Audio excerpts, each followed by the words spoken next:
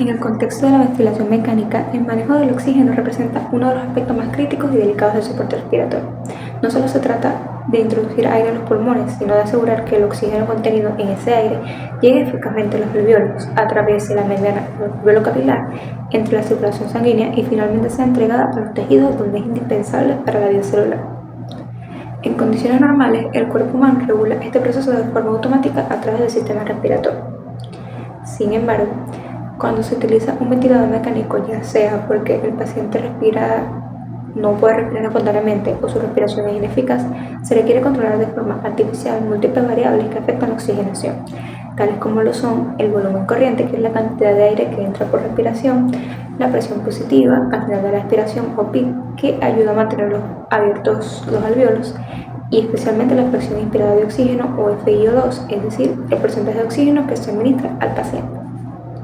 El objetivo de este manejo no es solamente mejorar números en el monitor, sino garantizar que el oxígeno sea absorbido de forma eficiente, sea transportado adecuadamente por la sangre y que sea liberado eficazmente en los tejidos, donde es utilizado por las células para producir energía. Por eso, lograr una ventilación mecánica eficaz es fundamental para comprender a fondo los factores o los procesos fisiológicos asociados al oxígeno, cómo se comporta frente a la presión atmosférica, cómo se distribuye en relación con la ventilación y la perfusión pulmonar, cómo se une a la hemoglobina y bajo qué condiciones se libera. Solo así es posible tomar decisiones clínicas que verdaderamente favorezcan la oxigenación tisular y la recuperación del paciente. El oxígeno es un elemento químico que pertenece al grupo de los no metales, representado con el símbolo O y el número atómico 8. Es un gas incoloro, inodoro e insípido que constituye aproximadamente el 21% del aire atmosférico. Desde el punto de vista biológico, el oxígeno es imprescindible para los seres vivos aeróbicos, ya que es utilizado por las células para llevar a cabo el proceso de respiración celular aeróbica, lo que permite la producción de adenosine-trifosfato o ATP, la principal fuente de energía para las funciones celulares. En este proceso, el oxígeno actúa como aceptor final de electrones en la cadena de transporte de electrones dentro de las mitocondrias, permitiendo que los nutrientes se transformen eficientemente en energía. Sin oxígeno suficiente, las células se ven obligadas a producir energía por vías anaeróbicas que son menos eficientes y generan productos de desecho como el ácido láctico.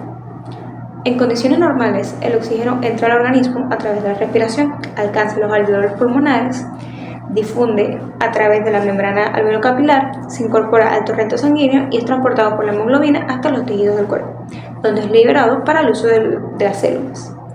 Sin embargo, en pacientes con insuficiencia respiratoria o con capacidad ventilatoria reducida por enfermedades, traumas o incluso por cirugías, este proceso natural se puede ver afectado o alterado. Aquí es donde entra la ventilación mecánica, que es un soporte artificial que ayuda a mantener la oxigenación adecuada en los pacientes. Voy a hablar sobre la relación de oxígeno-presión barométrica. La presión barométrica es la fuerza que se ejerce en el aire de la atmósfera, sobre todo esta presión en la superficie terrestre. A nivel del mar, la presión barométrica está en 760 milímetros de mercurio.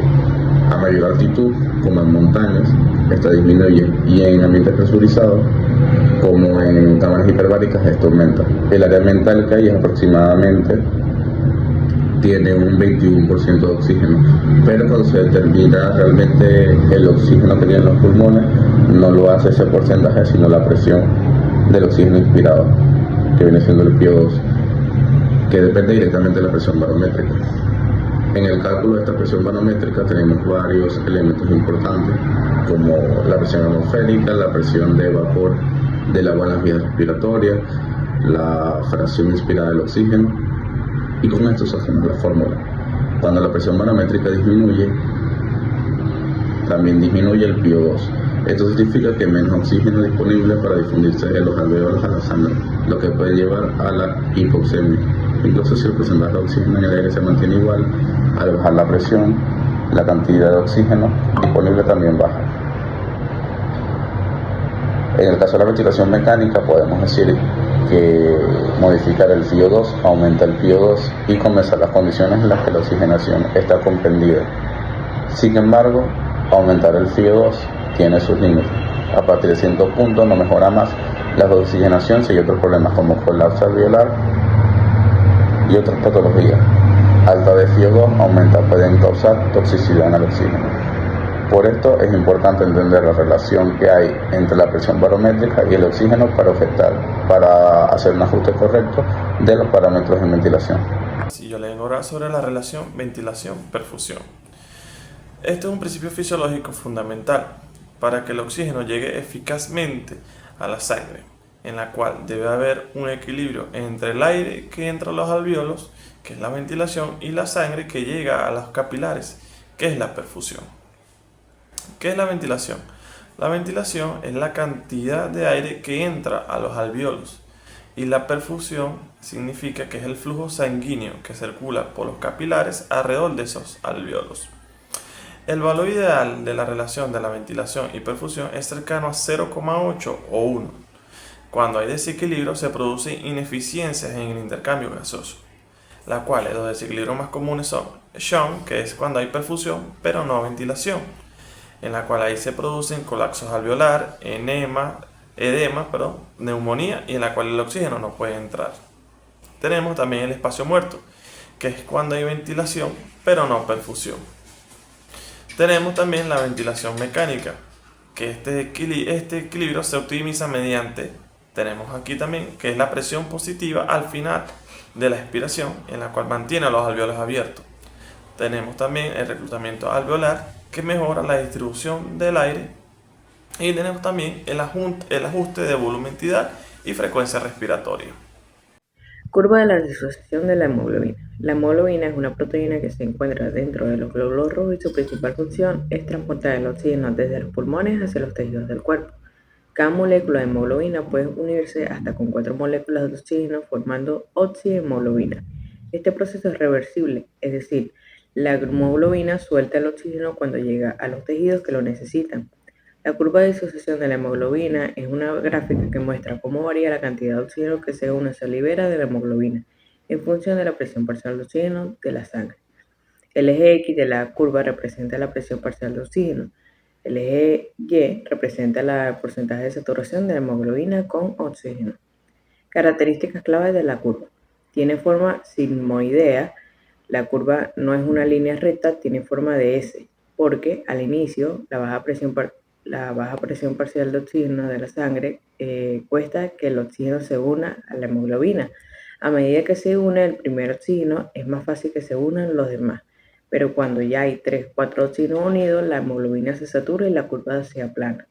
Las altas presión parcial de oxígeno de la sangre, ejemplo 70 milímetros de mercurio, la hemoglobina se satura fácilmente. A baja presión parcial de oxígeno de la sangre, pequeños cambios pueden producir grandes caídas de la saturación. La forma de la curva permite que en los pulmones, donde la presión parcial de oxígeno de la sangre es alta, la hemoglobina se carga fácilmente con oxígeno en los tejidos. Donde la presión parcial de oxígeno de la sangre es baja, la hemoglobina libera el oxígeno. Desplazamiento de la curva. Desplazamiento hacia la derecha, la hemoglobina libera el oxígeno más fácilmente en los tejidos.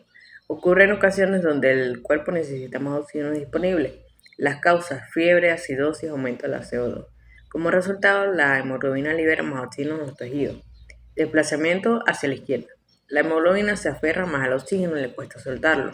Suele ocurrir cuando el cuerpo no está en estado de estrés o cuando hay alcalosis.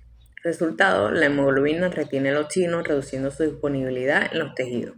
En ventilación mecánica, conocer esta curva es fundamental porque no basta con tener buena presión parcial de oxígeno en la sangre. También hay que asegurar que el oxígeno se libere eficientemente a los tejidos. En pacientes con ventilación mecánica, entender esta curva permite saber cuánto el oxígeno realmente está aprovechando el cuerpo, evaluar si la saturación de oxígeno es suficiente según la presión parcial de oxígeno en la sangre o si se necesita ajustar la FiO2 o la PI. Prevenir hipoxia tisular oculta, incluso con saturaciones normales, si hay un desplazamiento hacia la izquierda.